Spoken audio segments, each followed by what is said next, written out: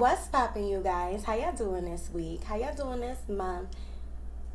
What's today? I don't even know anymore. What's good, y'all? How y'all doing, period? Like, period. That's it. I'm not even gonna say this week no more because I bitch don't want to. What's poppin', you guys? How y'all doing? Period.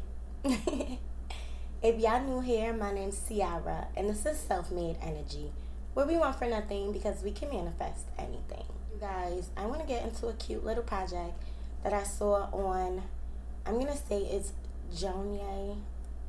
I don't know how to pronounce it, but y'all, I'm going to link it in the description. She made this cute little bag. It was so adorable, and I need to make it, but I don't have the kind of fabric she used, so I'm going to make mine a little bit different. And we're just going to have a different tutorial. But, you know, I got to shout her out anyway because her video was fire. Go check it out. It was fire. If you got any kind of leather fabric and you're trying to do this, look at her video instead because mine is more complicated for no reason.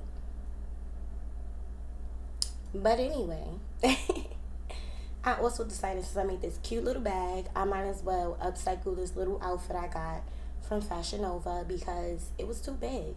But it matched so cute with the bag. And I was like, well, maybe I can see if I can make it work. You know, do a little razzle-dazzle on it, a little something. See if I can make it work. And I made it work. So, y'all about to see. Let's get into it. Oh, yeah, y'all. Before I forget. Like, subscribe, share. You know, all of that. Notifications, buttons. You know, all of that. Because apparently if you don't say it, people don't do it. So, I got to say it like every video or something. Like, subscribe, comment, and notify. Y'all ready? All right, let's go.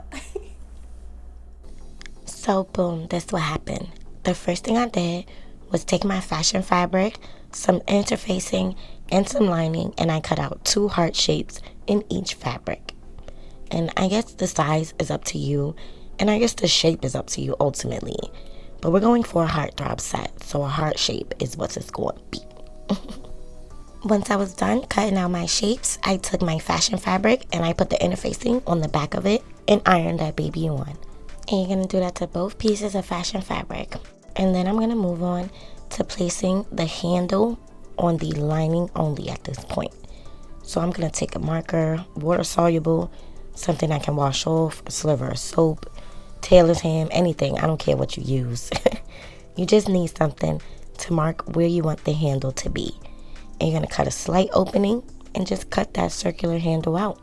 And you're going to make sure you do it on both sides of the lining because you're going to use this as a guide later. I also ended up marking it on the fashion fabric, but this step is absolutely unnecessary. You don't need to do this. I kind of just did it because I didn't know what I was doing at the time. Then, once I was done with that, I took my fashion fabric and my lining and I placed them right sides together and I pinned around the entire perimeter. And you are going to want to do this for both fashion fabrics. For both hearts. What am I trying to say? Do this for both hearts because you got 2 sides of your bag, damn it. Now we're just going to slide on over to Trixie. And the first thing we're going to do is do a straight stitch around the entire perimeter of both hearts. I also forgot to mention earlier, so we might as well just squeeze it in now since I'm not doing too much. When you're applying the interfacing to your fashion fabric, you're going to want to make sure that you leave the amount where you're going to do your seam with no interfacing because that's going to make your needle very sticky and it's going to make it harder to sew on. So whenever you're doing interfacing, don't put it in your seams or anywhere that you plan on sewing, because it will make it so much more difficult. And you don't want bulky seams at the same time. So you might as well just leave that 1/2 inch of seam allowance, knowing that that's where your seam is going to be. You can see now I left about 1 inch of seam allowance just in case with no interfacing on it. But anyway, we're going to do the exact same thing to the other heart, again, because we have 2 sides of your bag. And make sure when you're sewing, you do the entire perimeter. You're not going to need to leave an opening because you already cut that opening where your handle would be. So now that we have that part done, you're going to cut the excess fabric from around your heart and you're going to clip the curves of any rounded edges. Don't clip through your threads. You're only going to clip up onto the thread. And when you're doing this, you're going to want to make sure that you cut straight off any straight corners, any sharp edges, and clip around any curved edges. So at the bottom, I'm just going to cut straight across because I want to eliminate that bulk that's going to be at the bottom. And then around the entire sides of the heart, I just clip straight up to the thread. Again, do not cut through your thread. Make sure you don't skip this step or your seams are going to be extremely bulky when you go to flip it inside out. So now we're just going to flip it right side out and make sure that everything is nice and flat. You can go ahead and give it a press if you like as well. And you're going to do that to both sides. Once that's done, you can clip around the entire perimeter and you're going to do a straight stitch around the perimeter. But you're going to make sure that you leave an opening for your bag to actually open. For me personally, I just left the top half of one side of the heart as the opening for the bag, and I sewed everything else closed. Also, make sure your fabric is right sides together. What you're looking at right now is my lining side. So technically my fabrics are right sides together.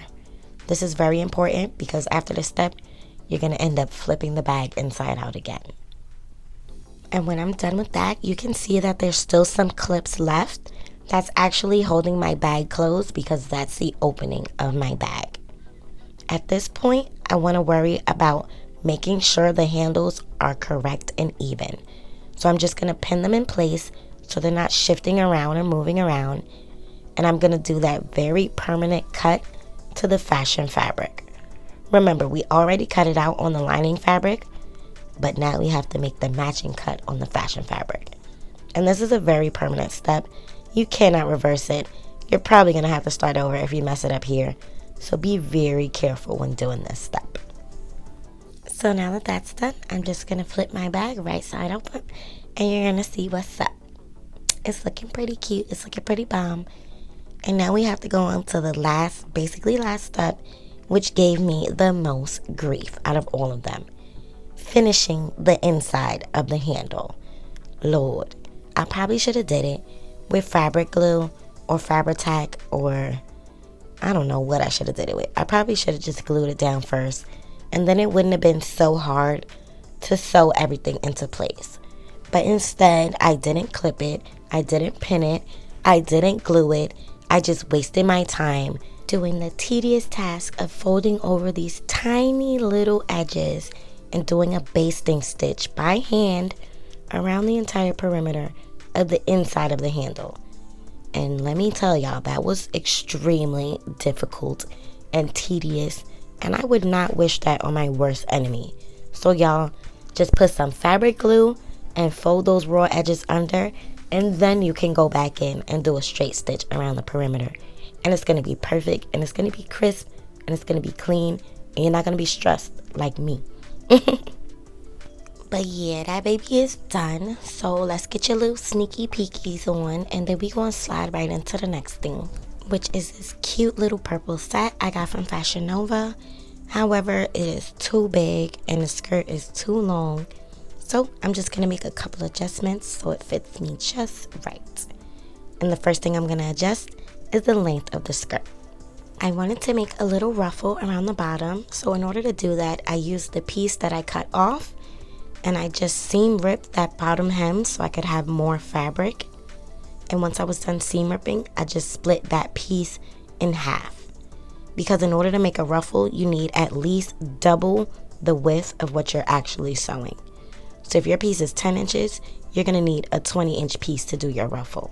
Or more, depending on how ruffly you want it to be.